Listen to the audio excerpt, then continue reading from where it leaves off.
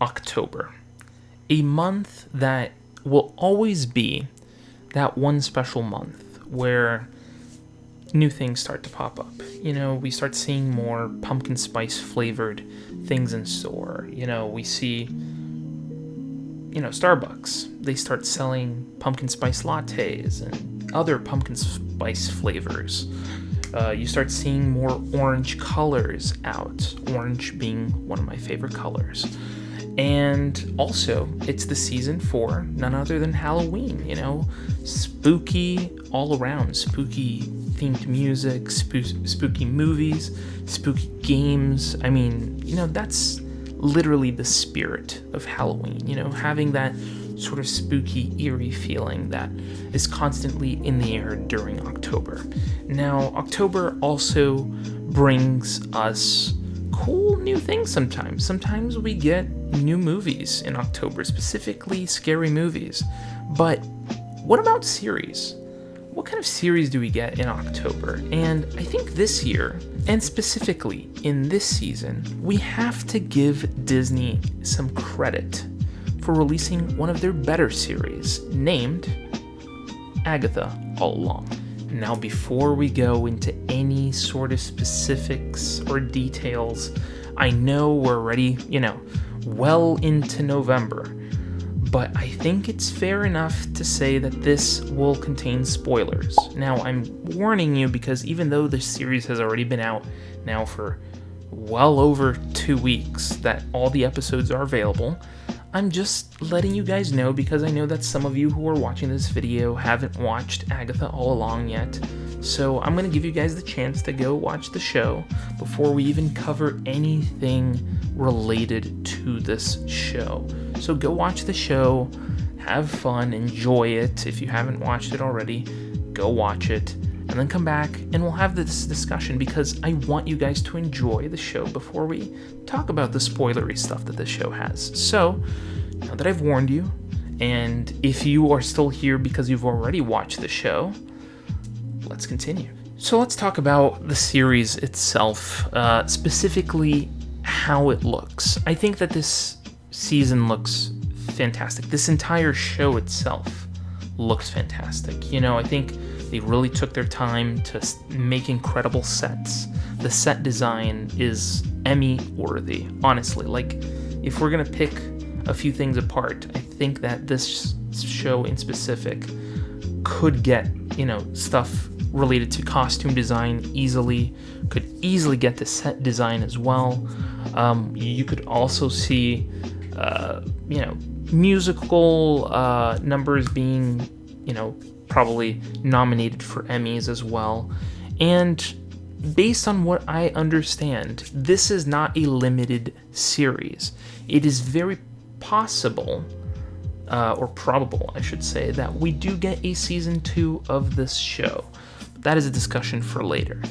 I think that this show did really well in coming out specifically in October. And I have to give Disney a bit of extra points for the fact that they released the show right at the beginning of October with 2 episodes, or was it the end of September? I think it was the end of September that it started, but it started with 2 episodes, and then it ended on literally almost on Halloween with 2 episodes. So I have to give Disney credit for doing that, because honestly, if it weren't for that, I feel like people would be bored, because honestly, they release episodes that happen to be shorter than usual. I mean, I have to agree with people like John Campea.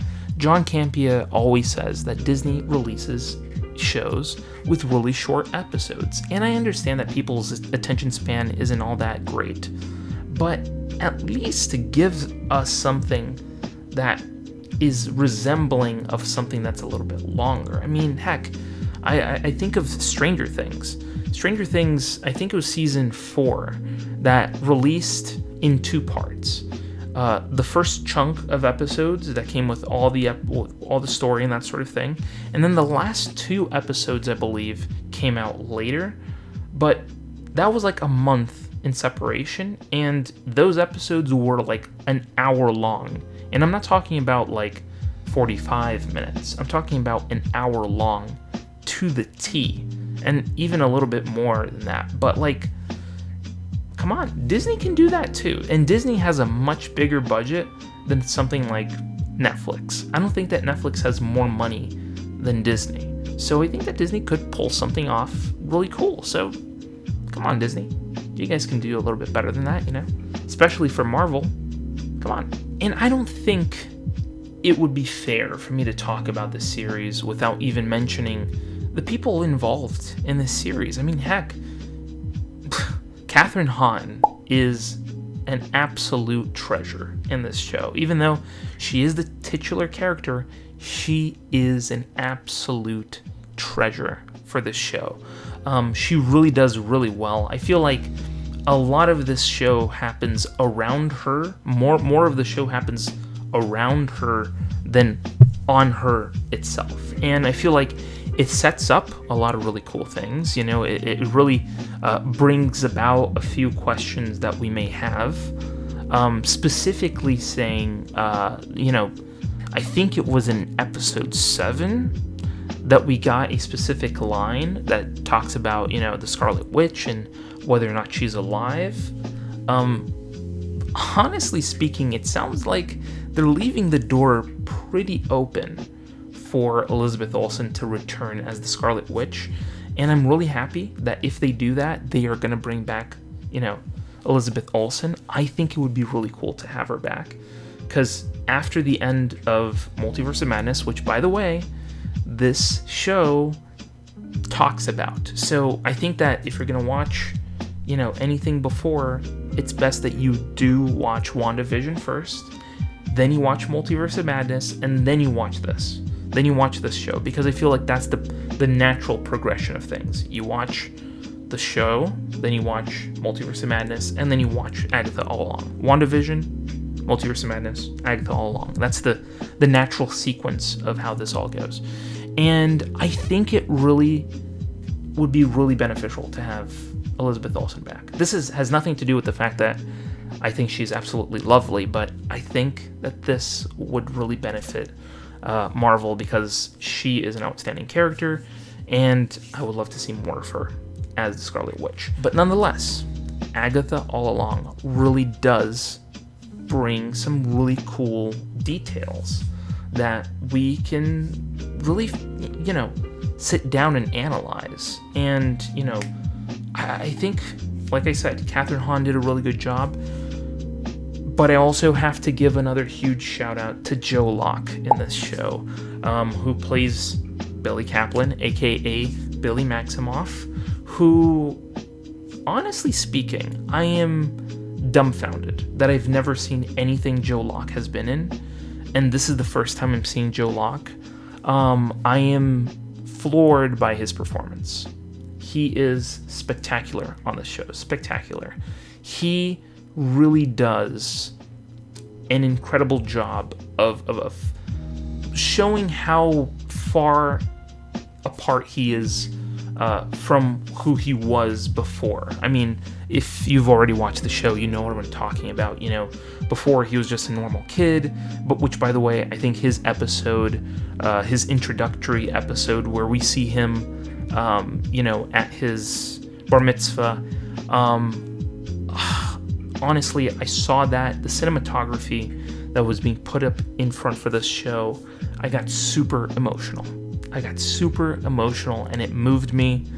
I think that they did such a great job integrating him into the story and ultimately, you know, giving us that massive reveal at the end that this entire story was created by him. This entire world that we've been exploring, you know, the Witch's Road, entirely created by him. And in part was due to the fact that his mom, aka the Scarlet Witch, has pretty much those similar powers. So to him, he didn't know who he was until afterwards, and he started getting his powers and starting to realize. And then obviously Agatha really opened up to him and said, hey, listen, kid, you're very much like your mom, and if it wasn't already obvious with the arc that he has on his head. Fantastic. He's just fantastic in the show. That character, I want to see more of this character. And dude, Joe Locke, absolutely stunning.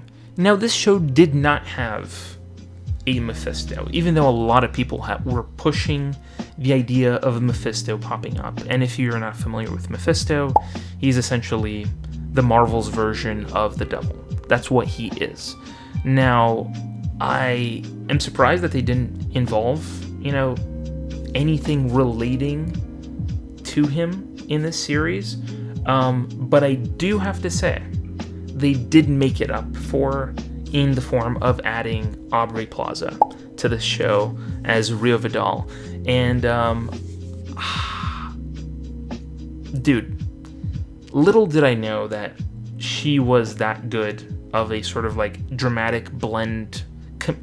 I knew she was a great comedic actress. Aubrey Plaza is a great comedic actress, specifically because if you watch one of my favorite shows that I absolutely love is, Parks and Rec. If you watch that show, you already know how good of a comedic actress she is. But to give that comedic blend with dramatic essence, she does that really well here. And to understand the relationship that she has with Agatha is kind of complicated. It's kind of convoluted because, she kind of hurt her, but at the same time, she had her son who she was taking care of, and she was afraid that he was going to be taken away early on, but she had a few years with him, and then ultimately, things panned out the way they did. And I think that story, that blend of, Rio, trying to build a relationship with her is kind of convoluted in a way, I'm not gonna lie, but it is really interesting to see how it plays out in the end, and how Billy Kaplan kind of convinces Agatha to almost take the ultimate sacrifice and kill herself in order to end this curse in a way, and kind of liberate Billy. But like I said, this is a show that is really well done. You have this amazing cast of people who are working on this show. You have, Joe Locke, Kathryn Hahn, Aubrey Plaza. You have all these other actresses around, these actors as well, who are bringing about an incredible performance, and I'll just add them right here to the screen so that you can see them in their beautiful faces. Honestly, what a cast of people to bring into a show about witches, and absolutely phenomenal. This is just a great show. I mean, there's no other way to put it than you have to watch this, because it really is deserving of a watch. Now, if you're someone who's skeptical, as someone who is a fan of Marvel, and you're kind of asking yourself, should I watch this show, being that it has to do with witches and it has nothing to do with, main storyline and that sort of thing, trust me when I say this.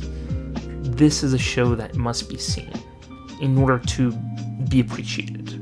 And a lot of people are gonna probably sidestep and say everything else that Marvel has been putting out is just total crap and it's not worth watching. I'm gonna let you know this. I didn't like Secret Invasion. I wasn't a huge fan of Hawkeye, but Hawkeye was better than Secret Invasion for sure. I would definitely go back and watch Hawkeye over Secret Invasion. But I really do think this is one of those top 5 best shows from Marvel that we've seen since WandaVision. I think that's the best way to put it, because after all the different things, all the different changes that Marvel had made, put out movies that weren't all that great, put some out that were really good.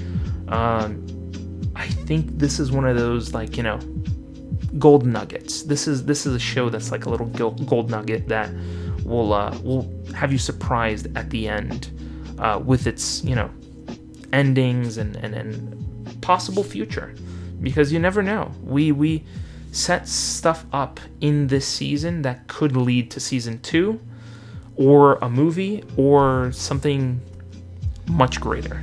I do believe that this show is just going to lead on to possibly us getting Elizabeth Olsen back, and I hope that becomes the case. So yeah, Agatha All Along is a fantastic show with a super catchy song. The Witch's Road song is super catchy, both that one and the sort of 80s version of it, which I really found really interesting, or 70s version, I don't know. That alternate version of the song is super catchy as well. Fantastic. I honestly, all I have for this show is absolute praise and hope that this show has a season 2. But like I say in all my videos, all of these things are my opinion, and I want to hear from you. What do you guys think? Do you think Agatha All Along was a good show? Do you think it was a bad show? Do you think it's worth the watch? Do you not think it's worth the watch? Do you want to see, Agatha as a character back again, even in ghost form, as she is at the end of this show? Do you want to see more Aubrey Plaza as Rio? Would you want to see more of Joe Locke as Billy Kaplan? I mean, hey, dude, the world is our oyster now, specifically for stories like this. So let's hope they do bring them back. And I want to see what they do. I want to see what they do with this character. I'm excited to see where they go from here.